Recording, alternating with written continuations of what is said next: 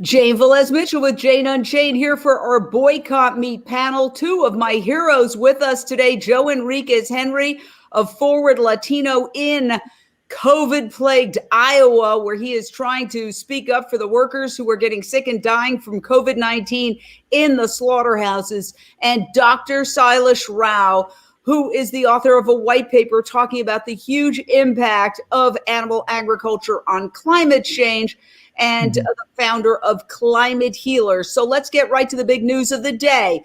Big news. We are in crisis. It's just getting worse. We've now surpassed 225,000 deaths.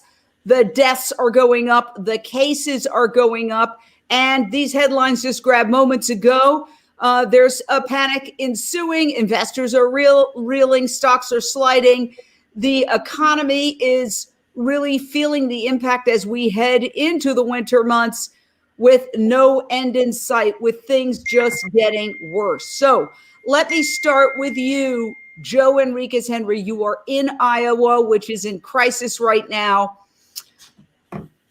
How do we connect in people's minds? How do we connect the dots between this zoonotic pandemic that jumped from animals to humans and was first spotted amongst those who had visited a retail slaughter market in China, with the suffering that they're experiencing now? Well, we are in Iowa, 22 slaughterhouses here in Iowa. Per capita, most infections out of the whole country. 117,000 people have been, 2,000 deaths. That is a lot for a population of only 3 million people. Again, we have the slaughterhouses here. I mean, clearly the slaughterhouses, within them is spreading the virus. The virus is killing people within the communities. So clearly the process of meat is not only dangerous and wrong to have animals killed, killing workers, it is impacting the environment. And again, Iowa is a perfect example of it, with 22 slaughterhouses. And, we're producing the amount of hogs that is providing the number one hog facilities within the whole world are here in Iowa. So clear is clear, and we're spreading the information about the danger of COVID, the wrongful deaths of animals, the killing of animals, impact on workers and the environment. All right. We seem to be hearing a little bit of a glitch in your talk, but we will continue on. Dr. Rao, what blows my mind is that here you have OSHA, which is supposed to look over and speak for the health of citizens, being criticized in the New York Times for lack regulation when it comes to meatpacking during the pandemic. Now, it's funny how these major publications never even use the word slaughterhouse. Like, we can't even say the word slaughter and acknowledge what's really happening inside those facilities. And I'll just show you. I mean, it doesn't take very much imagination, okay? This is a slaughterhouse. There's a down pig, too sick to walk. And yet our government, while it has given huge fines to other institutions like nursing homes and institutions that have become COVID hotspots, when it comes to meat packing plants, which is what the media insists on calling it, slaughterhouses, animal killing facilities, the amount of fines that they gave to JBS and to Smithfield, both of which are foreign-owned companies, Smithfield Chinese, JBS Brazilian-owned, are so paltry as to be meaningless. And critics even basically said, keep going, doing what you're doing, because we're not going to stop you. Yeah, that's the way the system is set up. This is why they don't talk about animal foods as being the root cause of heart disease. So many Americans are dying of heart disease every year, and it's not mentioned, right? So we are not doing anything about the underlying root cause of our problems. We are trying to just make money off the problems as they come along. So when something like this happens, I assume that that's really what the government wants to happen. They want to see these deaths happen around the place. So you mentioned the health issue. Now, the health issue was just manifested in a rather dry report, but it's extremely significant given the number of pigs that we slaughter and that people consume in the United States. New 5GC, and I have no idea if I pronounced that right, in red meat and organs may pose a significant health hazard. This came out in 2016, but it was recently publicized. A non-human, basically acid sugar molecule common in red meat that increases the risk of tumor formation in humans is also prevalent in pig organs, with concentrations increasing as the organs are cooked, a study has found. So it seems like every day there's a new study that connects eating animals with health problems. Now we have this pandemic that is killing more than 225,000 Americans and more than 1 million people globally. And still, Dr. Rao, nobody seems to be connecting the dots. Well, they know. It's not that they don't know. They're not connecting the dots because it's part of the base of the colonial system that they're trying to manage. We have a system that was designed in the 15th, 16th century where when resources flow up the social pyramid, we are allowed to take profit, right? So this is why when you pay $3 for a pound of rice in retail, the woman who's growing the rice is only getting 5 cents a pound. So the rest is profit up and down the chain. Now, so this is how we steal from the poor and enrich the rich. And the only way they can keep this kind of thing going is by growing the economy all the time. And how do we grow the economy? On the backs of nature and animals. That's how we keep growing it. This is why we keep burning down more forests. So, and we keep telling those poor people, hey, we are growing the economy, so you will get rich too at some point. So this is the drug that they're giving us to continue this system, which is basically, it was designed by colonial traders, in the Middle Ages, to loot from the colonies. Now, so that's what we have. You have a conference coming up. Tell us about it and how this is a solution to what ails us. Yeah, so we have it's a virtual conference. It's on Zoom on October 31st and November 1st. And we will be going through a strategic action plan that we have come up with for how to get to a vegan world by 2026. And we will discuss that during the conference. So it's a draft action plan that I'm writing up because I'm an engineer, and as an engineer, I'm trained to solve problems. That's what I do. So I analyze scientific literature and figure out how do you get to a solution. And so that's actually what I tried to do even with the white paper that you referenced earlier. And so this conference is happening on October 31st and November 1st, this Saturday and Sunday.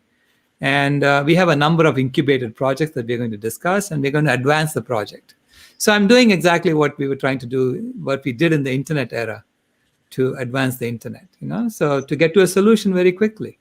If people want to take part in this conference, which I've been to in person a couple of times now, it's absolutely brilliant.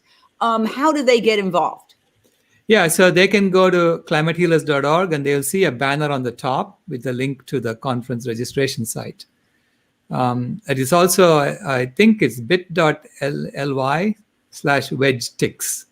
Well, we just go to climatehealers.org, probably easy. By the way, Dr. Rao is featured in JaneUnChained's documentary, Countdown to Year Zero, which takes you through some of these conferences that he has held and how it works, how we break down problems and challenges. All right, we're going to give Joe another chance.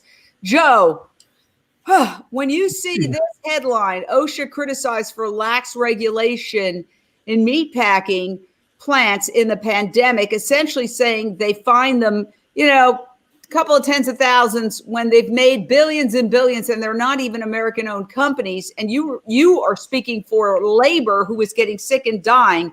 What do you say? Well, clearly what's happening is profits are being placed in front of workers, profits before workers. That's not the way it should be. There should be OSHA standards in place. They should be mandatory. They should follow the CDC recommendations. Those should be enforced, not just recommendations. We have over 500,000 workers within the slaughterhouses across the country. They could easily be changed over to work in plant-based processing facilities. These could be retooled facilities that's safe for the workers, that also saves the animals, saves the environment.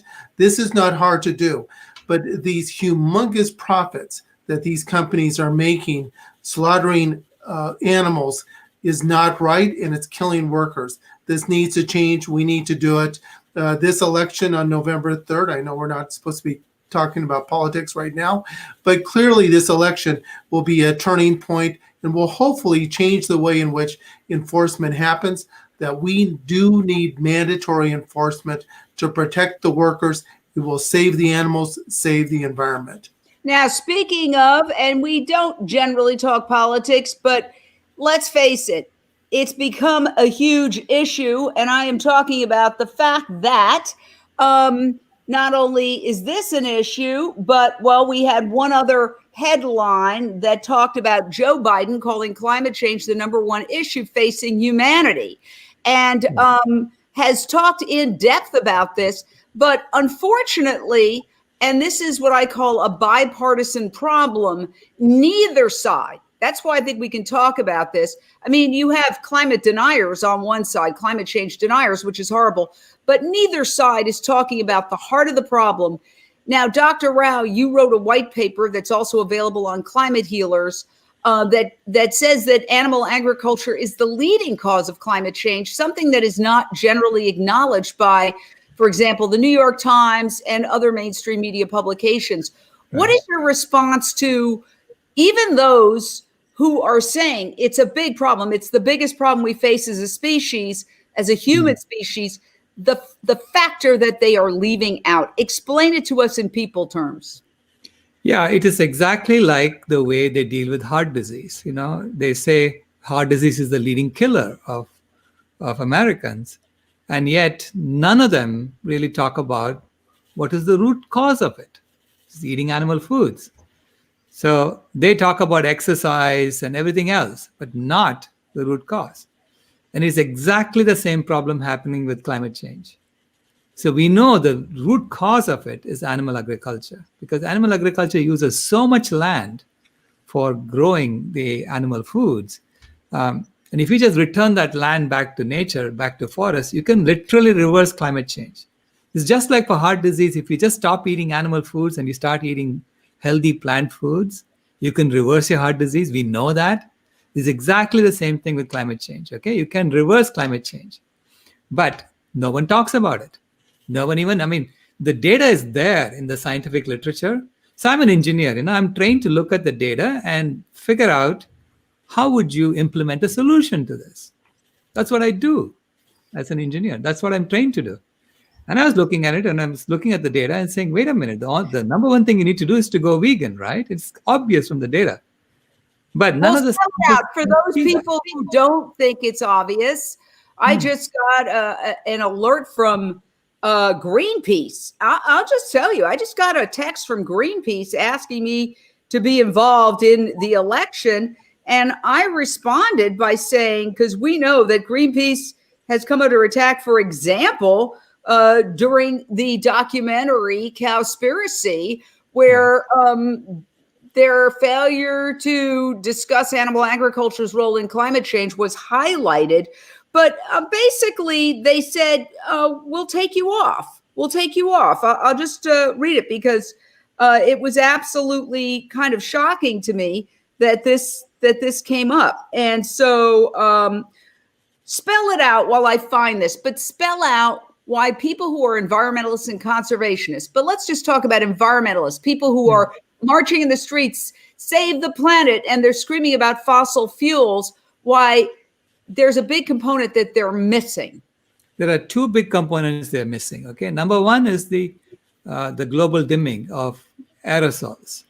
So when we burn fossil fuels, the fossil fuel also has sulfur. And when you burn fossil fuels, you're putting sulfur dioxide into the atmosphere, which is a cooling gas. So this is why if you were to magically, wave a wand and get all the energy infrastructure over to solar energy right now, you will instantly, within 4 or 5 days, you're going to increase the heating of the planet by about 30%. I mean, are we crazy that we want to do that? I don't understand how it's possible that they're not understanding that. They do understand that. See, they do understand that, but they don't want to talk about the real cause. So it's always about making money in the current system. This is how we have set it up. It's about, okay, if I promote this way, then I can make money selling solar panels or selling, clean energy. So they're investing in clean energy and they're trying to make money off of that. That's the kind of system we have, right? It's all about extracting more and more money so that you can protect yourself. Forget the others. It's all about. There's a whole push for regenerative agriculture, Right. where they're claiming, eat more meat, and the animals are going to stomp on the dirt and graze, and that's going to solve the problem, which very obviously it's not going to solve the problem. Most animals are kept in concentrated animal feeding operations, and if you let them out, they would spread across the whole of the earth.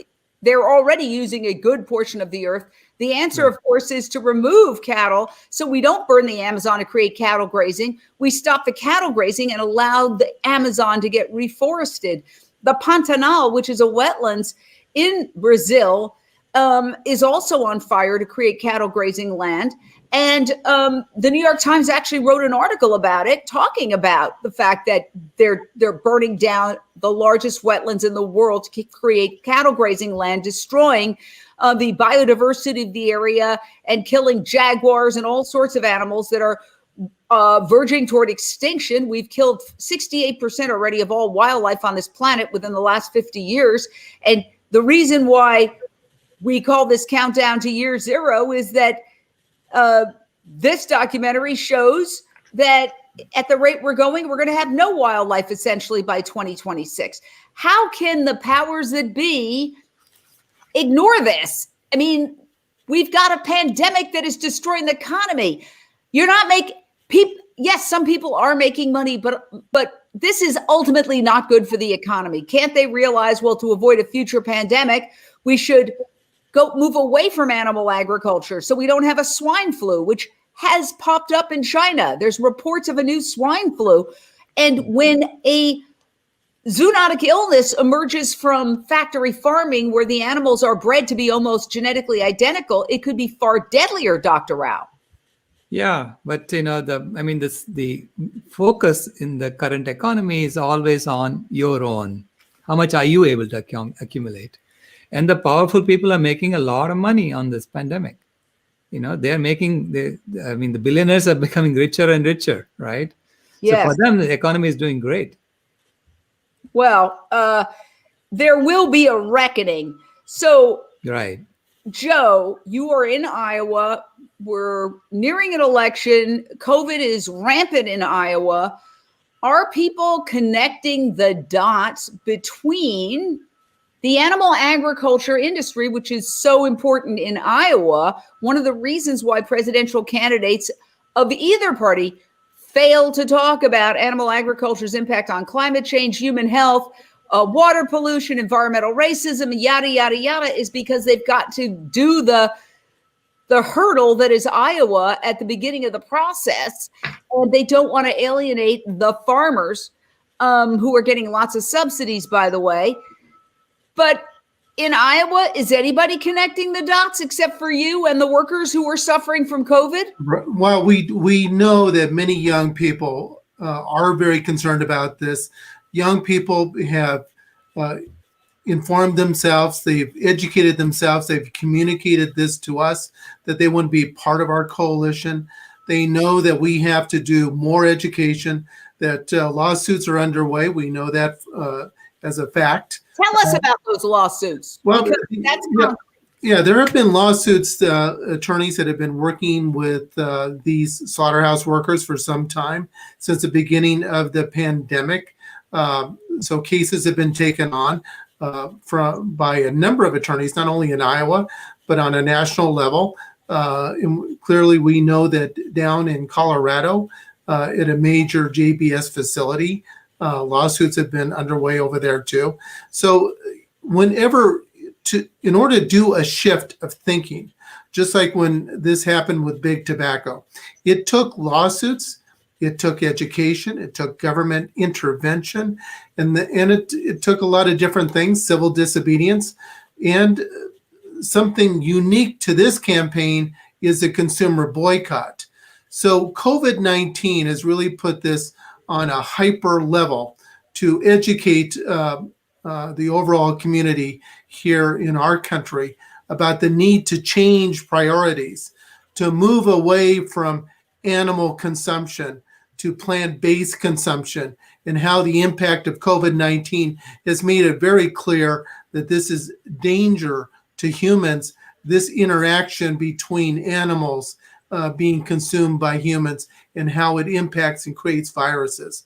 So, we're moving forward. More people are getting involved.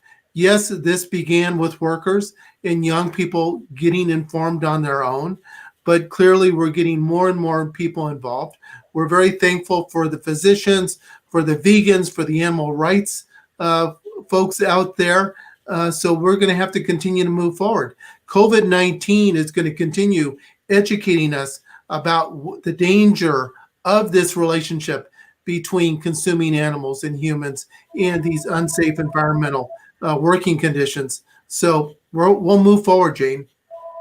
Yes, absolutely. And I think that the fact that you are in Iowa is so extraordinary because who would have thought a consumer boycott of meat would emanate from Iowa, Dr. Rao? Do you see that as a promising sign? It's absolutely promising. This is how change happens from the grassroots, from key hotspots like that. Where people say, "That's it. We're not going to tolerate this anymore, and we're going to change." And when we do that as people, then as more and more of us do it, then the politicians will come along and they'll help us. It's always from the bottom up. Major transformations like this always happen from the bottom up. Now, we can sign up for Dr. Rao's Vegan World 2026 conference at climatehealers.org. Again, I have personally attended several of them, and they are absolutely extraordinary. And the entire conference and the philosophy is outlined in the documentary Countdown to Year Zero, which you can watch on Amazon Prime. So you can decide for yourself, do I want to be part of this? Do I want to be part of a task force that's looking at, for example, how to get slaughterhouse workers out of the slaughterhouses? One of the things we came up with in the last conference was give them first dibs at jobs in vegan companies to help them transition if they want to get out. And that leads to a question. Joe Enriquez Henry with Forward Latino, who represents slaughterhouse workers and is based in Iowa. Are slaughterhouse workers saying, I want out, I don't want to do this, it's not worth my life, get me out of here? Of course they are. They don't want to die. They don't want to bring the infection home to their family. They see the misery with their coworkers, with themselves, when they get infected and they have to worry about what's going to happen next. They want options, and we have to provide those. The community support, the boycott, civil disobedience, government regulation, November 3rd elections. All of this is important to protect these people. This is a country that's supposed to be based on democracy and based on people first. We're going in the wrong direction, and we need this movement to change things. So I am hopeful, but this is a long battle. All right. Well, final thoughts from everybody. This has been a really fascinating conversation because I am still absolutely baffled that with these kinds of headlines, 225,000 people dead in the United States, more than 1 million worldwide, the cases rising, the deaths rising, obviously economic chaos to a large degree. Investors are reeling. Not that that should be the most important thing whatsoever, but this happens to be the headline that was in the New York Times 2 minutes before we started this.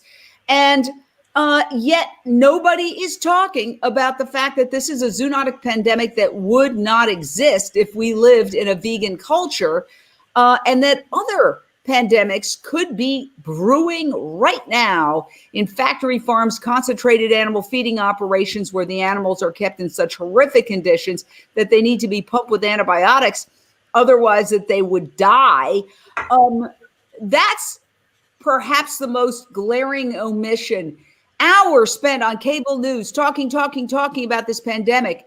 Nobody's talking about how do we prevent the next pandemic? Is that part of the willful blindness of those in power not to acknowledge that this really stems from our abuse and particularly our consumption of animals as a human species? Dr. Rao? Yeah, it is willful blindness. They all know. It is exactly like the colonial system, right? They didn't want to talk about what they were doing to the colonies. Right? They wanted to pretend everything was fine, that they were actually teaching us, right? Teaching the colonized how to be civilized. That was the story that they were telling. So in this case, it's about, we need to get people this protein that they really absolutely need. It's a story that they're telling us, and they know it's not true because they're making money off of it. That's the major driving force, is money. So we have a system in which money is flowing from the top down, and then on the form of loans, and they have to keep growing the economy to keep that thing going. I agree with you. I was listening when I was driving. I was listening to Bloomberg, and they were talking about growth the whole time. And I was thinking, you're going to grow yourself. You don't have to be a PhD in economics to know if you have a finite landmass, which is what the planet is, and you're destroying it all. At a certain point, the growth is going to backfire. And, the tragic example of a deserted island that's filled with rats, the rats keep multiplying, and then they begin to cannibalize each other, and then they all die. And so we're behaving like that. We're behaving like the invasive species right now. And even in the midst of a zoonotic pandemic, they go out of their way to disassociate it with the fact that it was first spotted in a slaughterhouse. And I'm not just talking about the conspiracy theories of, it started in a lab. No, it didn't. That has been disproven. It was first spotted amongst those who had visited a slaughter market, a retail slaughter market. And I'll show you, there's 80 in New York City alone. So I could show you what that looks like. There you go. New York City slaughter market, where the animals living are literally put in a shopping cart, and then they are taken and they're slaughtered, and the person goes home with the carcass. And that's what was happening in the slaughter market in China. I'm not pointing the finger at China. Like I said, there's more than 80 in New York City alone of these slaughter markets. And by the way, there were protests for years saying close these slaughter markets. Zero news coverage. They will not cover it. Even in this pandemic, they were finally forced to look at it a little bit, but no action was taken. It's as if we're going to pretend that that's not happening. And so we, one of the additional tragedies here, Dr. Rao, and I know I said I was going to wrap up, but I do feel that this is a really important point, is that since we're not talking about preventing a future pandemic, we could almost inevitably, given the extent of factory farming, be facing yet another pandemic that could be even deadlier. Can you address that before we wrap up? Yeah, absolutely. This is like a random experiment we keep doing, right? So we know that this caused a pandemic, and yet we ignore that that's what caused the pandemic, and we keep doing it. You're going to get another one. There's no question you're going to get another one. It's just a matter of when and how intense is it going to be?